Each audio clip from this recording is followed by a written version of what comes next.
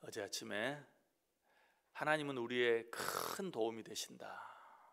그러므로 우리는 어떤 상황 가운데 있든지 하나님의 도우심을 구해야 한다. 왜냐하면 하나님은 그저 우리의 도움이 되어 주실 뿐만 아니라 우리를 도와주시기를 간절히 기다리고 계신다. 우리가 당신께 도움을 요청하기를 간절히 원하신다. 그러므로 우리는 하나님께 도움을 구하는데 지체할 필요가 없고 망설일 필요도 없다. 우리는 언제라도 하나님 앞에 나아가 그의 도움을 구하면 하나님께서 기꺼이 우리를 도와주신다라고 말씀드렸어요. 자, 그런데 우리가 하나님의 도움을 구할 때 반드시 기억해야 될 우리의 자세, 우리의 태도가 있어요. 하나님 앞에 구할 때 어떤 자세로, 어떤 태도로 구해야 하는가? 우리가 하나님께 무엇을 구할 때 우리의 어떤 선행이나 우리의 어떤 노력이나 우리의 어떤 공로로 무엇을 구해서는 안 돼요. 우리가 하나님 앞에 무엇을 구할 때는 오직 하나님의 성실하심과 인자하심에 근거해서 무엇인가를 구해야 돼요. 오늘 시인도 그렇게 하고 있어요. 주여, 주의 성실하심으로 다윗에게 맹세하신 그 전의 인자하심이 어디 있나이까? 지금 내 상황을 보면 하나님의 성실하심이 전혀 없는 것 같고 하나님의 인자하심이 전혀 없는 것처럼 보입니다. 도대체 그 하나님의 성실하심과 하나님의 인자하심이 어디 있습니까? 라고 말하고 있어요. 이 말의 의미가 무엇이냐면 하나님께 지금 따지는 게 아니, 하나님, 나는 지금 당신에게 도움을 구할 자격이 전혀 없습니다. 그러나 하나님, 당신은 성실하신 분 아니십니까? 한 번 하신 약속은 반드시 지키시는 분 아니십니까? 한 번 택하신 자들은 끝까지 책임져 주시는 분 아니십니까? 내가 설령 뭘 잘못했다 할지라도, 내가 부족하다 할지라도 하나님은 여전히 성실하신 분 아니십니까? 그 성실하심이 어디 있습니까? 그 성실하심으로 나를 도와주옵소서. 나는 지금 하나님께 무엇을 요구할, 특별히 도와달라고 부탁할 그런 자격이 전혀 없습니다. 그럼에도 불구하고 제 아무리 자격이 없는 자라 할지라도 하나님, 당신께서는 끝까지 긍휼히 여겨주시고 끝까지 용서해 주시고 끝까지 사랑해 주시는 분 아니십니까? 그 인자하심이 어디 있습니까? 그 인자하심으로 말미암아 나를 도와주옵소서. 하나님의 성실하심과 하나님의 인자하심을 이야기하면서 그 성실하심과 인자하심의 근거에서 하나님께 도움을 요청하고 있어요. 어제 아침에 말씀드린 탕자가 그러했죠. 탕자는 아버지께로 돌아갈 자격이 없었어요. 무슨 낯짝으로 아버지에게 갑니까? 무슨 낯짝으로 아버지를 봅니까? 그러나 탕자가 아버지에게 돌아갈 수 있었던 이유는 무엇입니까? 나는 이제 아버지를 아버지라 일컬을 수 없다. 나는 아버지의 아들이라 일컬을 수 없다. 나를 그저 품꾼의 하나로 써달라고. 무슨 말이죠? 그냥 불쌍히 여겨달라고. 나는 아들 자격으로 가는 게 아니다. 나는 아들이라고 도무지 말할 수 없다. 그렇지만 품꾼의 하나로 여겨달라고. 그래서 아버지 수하에서 종으로 끼니라도 때울 수 있게 해달라고 가는 것이다. 다시 말해서 아버지의 긍휼히 여겨주심과 불쌍히 여겨주심을 바라고 가는 것이지 내가 무슨 자격이 있어서가 아니다. 그렇게 해서 탕자가 아버지로 갔을 때 어때요? 그 아버지는 기다렸다는 듯이 기쁘게 맞아주셨던 것 보게 돼요. 여러분, 이 아버지의 마음이 하나님의 마음이라고 그랬어요.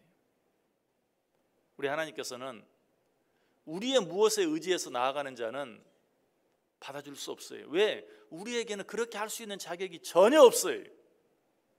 우리가 지금 어떤 심한 고난을 당한다 할지라도, 아니 내가 지금 이 자리에서 죽는다 할지라도 우리는 할 말이 없는 자들이, 그런 일들을 당하는 것이 싼 자들이. 그러나 그럼에도 불구하고 우리는 하나님의 성실하심과 인자하심을 기억하고 그 성실하심과 인자하심을 바라고 나아갈 때 하나님께서는 우리를 기꺼이 도와주신다. 왜? 하나님은 절대로 변하지 않는 분이기 때문에. 우리가 변한다고 하나님도 함께 변하는 분이 아니. 우리가 잘못했다고 하나님 우리를 버리시는 분 아니. 우리가 무엇인가 죄를 지었다고 해서 하나님께서 우리에게 하신 약속을 포기하시는 분이 아니, 폐기하시는 분이 아니. 하나님은 변하지 않아요. 하나님은 절대로 바뀌지 않아요. 하나님의 약속도 바뀌지 않고 변하지 않아요. 이것이 우리를 향한 하나님의 성실하심이요 하나님의 인자하심이. 신명기 4장 31절의 말이에요. 내 하나님 여호와는 자비하신 하나님이시라. 그가 너를 버리지 아니하시며 너를 멸하지 아니하시며 내 조상들에게 맹세하신 언약을 잊지 아니하시리라. 그가 너를 멸하지 아니하시며 그가 너를 버리지 아니하시며 내 조상들에게 맹세하신 언약을 잊지 아니하시리라. 무슨 말이에요? 한번 하신 약속은 반드시 지키신다. 한번 택한 자들은 끝까지 책임져 주신다. 이것이 하나님의 성실하십니다. 이것이 하나님의 인자하십니다. 신명기 7장 9절에도 말합니다. 그런즉 너는 알라 오직 내 하나님 여호와는 하나님이시요 신실하신 하나님이시라. 그를 사랑하고 그의 계명을 지키는 자에게는 천대까지 그의 언약을 이행하시며 인애를 베푸신다. 우리 하나님은 어떤 하나님이시라고요? 신실하신 하나님, 변하지 않는 하나님, 끝까지 약속을 지키시는 하나님, 끝까지 책임을 져주시는 하나님. 이 하나님은 당신이 하신 약속을 언제까지? 천대까지 변하지 아니하시고 지키신다. 여기서 말하는 천대도 천세대 그것만으로도 충분하지만 단순히 그걸 말하는 게 아니죠. 영원히 지키신다. 히브리서 6장 17절 18절도 말합니다.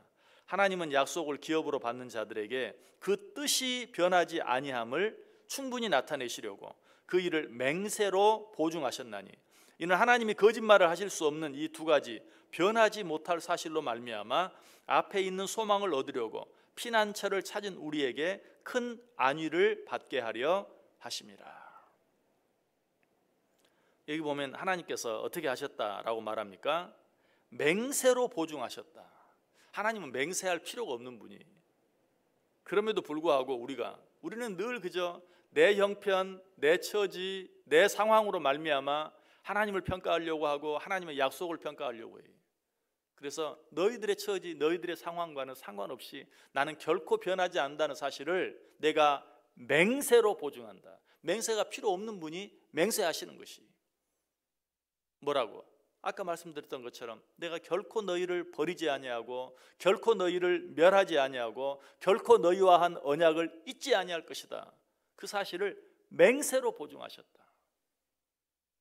이것이 하나님의 성실하심이고 하나님의 인자하심이. 여러분, 우리는 하나님 앞에 나올 때마다 꼭 기억하세요. 우리는 우리의 무엇을 가지고 하나님께 무엇을 구할 수 있는 자들이 아니다. 우리는 우리에게 해주신 하나님의 약속에 의지해서, 어떤 경우라도 우리와 끝까지 함께 하시는 하나님의 성실하심에 의지해서, 우리가 아무리 잘못해도 우리를 끝까지 긍휼히 여겨주시고 불쌍히 여겨주시는 하나님의 인자하심에 근거해서 하나님께 기도해야 돼요. 오늘 다윗이 그렇게 하고 있어요. 주여, 주의 성실하심으로 다윗에게 맹세하신 그 전의 인자하심이 어디 있나이까. 하나님, 내가 바랄 수 있는 것은 당신의 성실하심과 인자하심 뿐입니다. 이 고백이 우리의 고백이 되어야 돼요. 오늘 하루 내가 안전하게 살아갈 수 있는, 오늘 하루 내가 하나님의 도움을 받을 수 있는, 오늘 하루 내가 하나님의 사랑 가운데 거할 수 있는 유일한 이유는 나의 어떤 선행이 아니, 나의 어떤 노력이 아니, 나의 어떤 공로가 아니, 나를 향한 하나님의 성실하심과 하나님의 인자하심 때문이. 하나님, 당신의 성실하심, 당신의 인자하심이 어디 있나이까? 그 성실하심과 그 인자하심으로 오늘 하루 나와 함께해 주옵소서. 내가 처한 이 어려운 가운데서 나를 도와주옵소서. 나를 건져내 주옵소서. 다윗처럼, 그리고 탕자처럼 하나님의 성실하심과 인자하심에 근거하여 오늘 하루 살아갈 때, 아니 우리의 남은 삶을 살아갈 때 내 생각과는 달리 기다렸다는 듯이 나와 함께 해주시고 나를 도와주시고 나를 용서해 주실 뿐만 아니라 나를 사랑해 주시는 그 하나님의 은혜를 풍성히 누리며 살아가는 복된 하루, 복된 우리의 인생 되실 수 있기를 주님의 이름으로 간절히 축원합니다.